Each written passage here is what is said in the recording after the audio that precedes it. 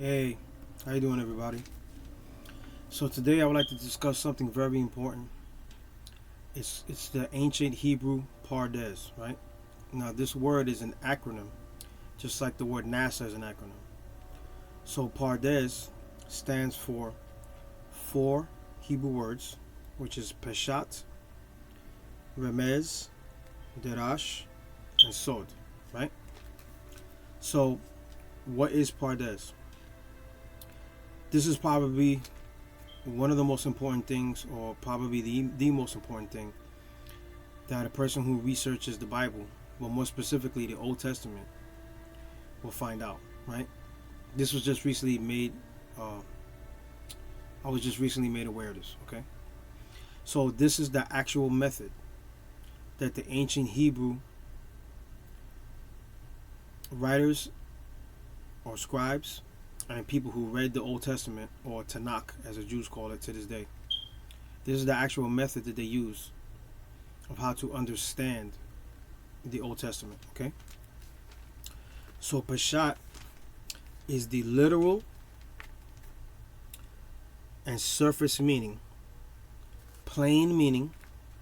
It could also be referring to a historical reference, right? Um, so a lot of people are what's called literalists, right? A lot of times when you go to church, they teach you to take the scriptures literally, right? Okay. The second level is the symbolic meaning, or a hint that's given in the verse, right?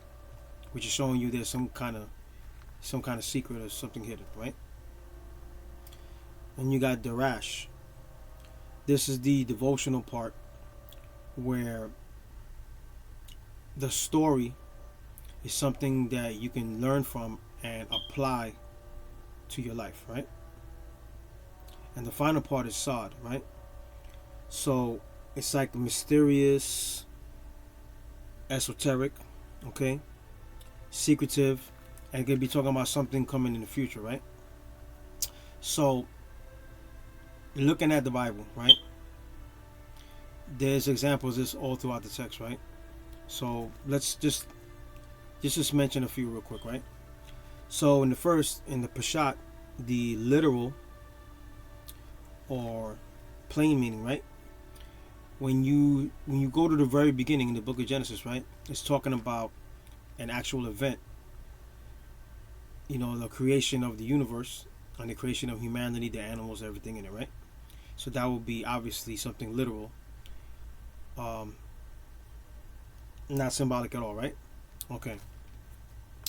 When we go to the second part, Remez, the symbolic or hint, right? Um, when you go to the Garden of Eden, right? We have the serpent is talking to Eve. So nowhere throughout this conversation does Eve act like she's surprised to hear a snake talking to her, right? So obviously the author, like when you like these days we read a children's fable, right? So a common thing in a children's fable is you will have a human being, a child, interacting with some kind of animal, right? And the animal will talk to them. So the animal is a symbol of something, and you know it has a lesson to teach within the story, right? It's part of the quest. It's part of the experience that the main character goes through to learn something. So the snake was used in the same way, right? In the Garden of Eden. So what you have to think about is, you know, how did the ancient Hebrew culture perceive the snake before the book of Genesis was even written? And being that they were in very close contact um, with the cultures near them, right? Especially like people like the Canaanites, right? Because there's a lot of Canaanite elements in ancient Hebrew religion. Um, you have to look at what the snake represented at that time. So one of the things that the snake represented was wisdom, right? Also, it also represented renewal, rebirth, resurrection, uh, things of that matter, because they used to observe the snake and how he used to shed its skin, right? And it's like a new snake, right? So they use it as a symbol for that. Third, in Darash, the devotional part that you can apply to your life. So when you read the book of Job, right? The book of Job is telling you a story about a righteous man named Job, right? And Satan, properly, if you really want to say it properly, you would say Ha Satan or Ha Satan, right? Ha being the definitive particle the, right? Because Satan is really a title, which means the accuser, right? So you have to put the in front of it, right? If you want to say it correctly from the ancient Hebrew. So anyway, so he's basically bringing these accusations about Job to God, right? And God is like, okay, you can go ahead and test him, right? So basically, Job loses a lot of stuff. He goes through a lot of hardships, right? And finally, in the end, God blesses him, right? With a lot of good stuff. So when you read the book of Job and you interpret it with the Darash, right, the devotional application, right? Basically, it's telling you a story about when you go through trials and tribulations, when you go through hard times, right? To hold on to your faith and be patient, and you'll be blessed at the end of the day, right? Okay, moving on. So then you got the final one, Sod, the mysterious, esoteric, secret of future, right? So in the Old Testament, there's a part in the book of Genesis where Abraham, right, meets a mysterious figure called Melchizedek. Some people say Melchizedek, right? Or Melchizedek. So, Abraham just finished defeating some kings. I think it was 5 kings, right? And he ended up in this place called Salem, which is Jerusalem now, right?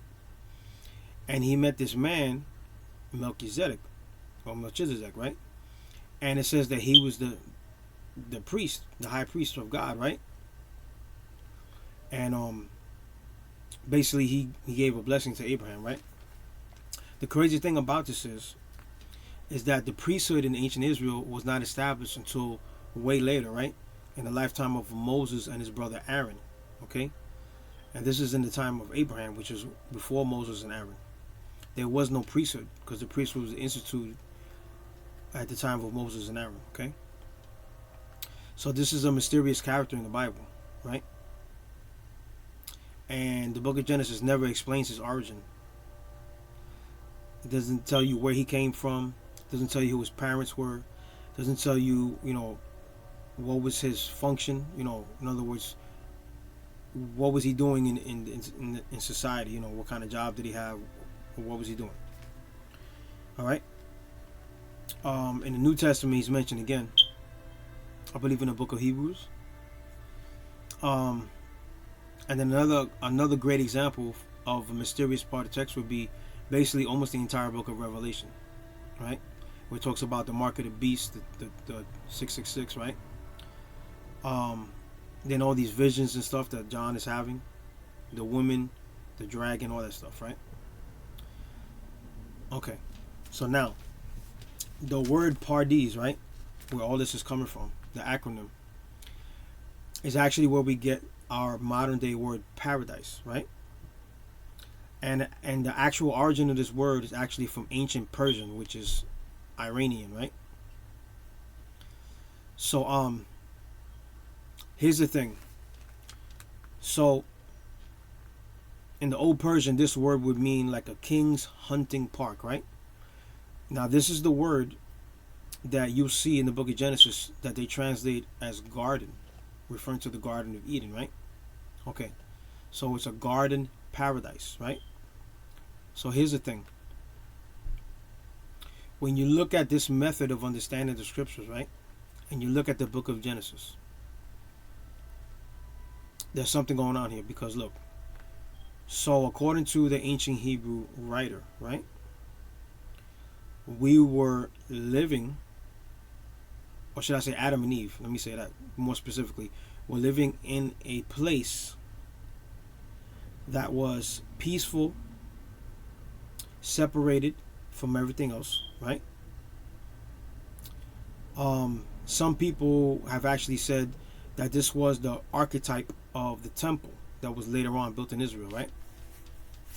The Holy Tabernacle and then the temple that the Israelites used to worship God. So this is the thing, right? The garden was enclosed with walls, right? And a king's hunting park in ancient Persia actually had walls around it too, right? I guess it was easier to hunt the animals if there's walls around, obviously. So the walls here symbolically is basically showing you that this place is special, it's dedicated, it's made for a specific purpose, set apart, right? Which is really, when you get into the word, the ancient Hebrew word for holy in the Old Testament, that's what it's really saying. It's saying something that's set apart for a special purpose, right?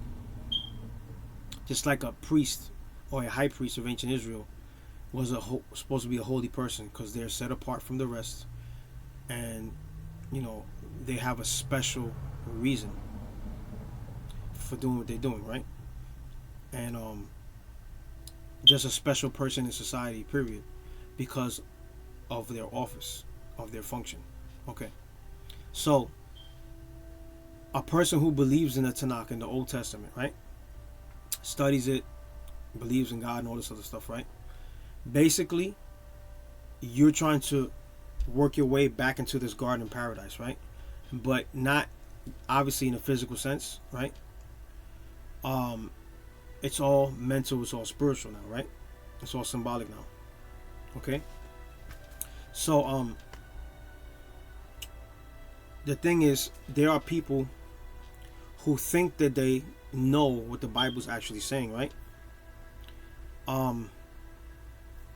The thing is this, right? The people who wrote the Old Testament, the ancient Israelites, right? This is the actual method that they use to interpret the scriptures, okay? And if you are a person who believes in the New Testament, if you